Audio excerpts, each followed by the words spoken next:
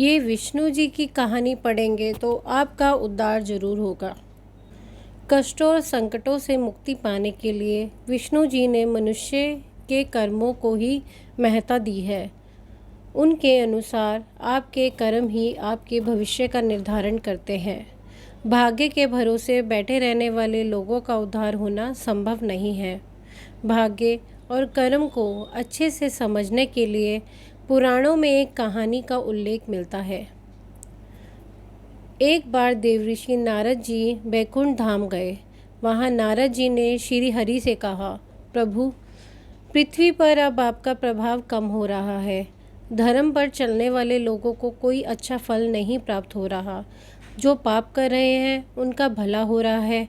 तब श्री विष्णु जी ने कहा, ऐसा नहीं है देवऋषि, जो भी हो रहा है सब नियति के ज़रिए हो रहा है, वही उचित है।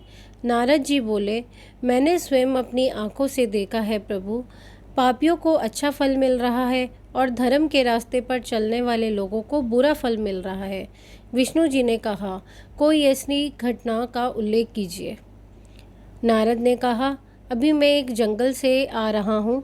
वहाँ एक गाय दलदल में फंसी हुई थी। कोई उसे बचाने नहीं आ रहा था। तभी एक चोर वहाँ से गुजरा। गाय को फंसा हुआ देखकर उसने गाय को बचाया नहीं, बल्कि उस पर पैर रखकर दलदल लांघकर निकल गया। आगे जाकर चोर ने सोने की मोहरों से भरी एक थैली मिली। थोड़ी देर बाद वहाँ से एक वृद्ध साधु गुजरा। उसने उस गाय को बचाने की पूरी कोशिश की। पूरे शरीर का जोर लगाकर अत्यंत कठिनाई से उसने गाय की जान बचाई, लेकिन गाय को दलदल से निकालने के बाद वह साधु आगे गया तो एक गड्ढे में गिर गया। प्रभु बताइए, ये कौन सा न्याय है?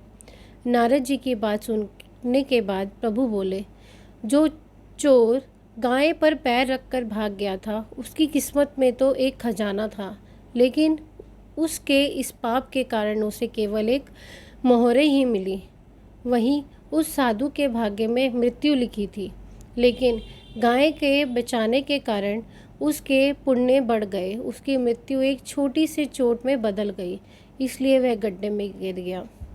इंसान के कर्म से उसका भाग्य तय होता है। सत्कर्मों के प्रभाव से हर प्रकार के दुख और संकटों से मनुष्य का उद्धार हो सकता है।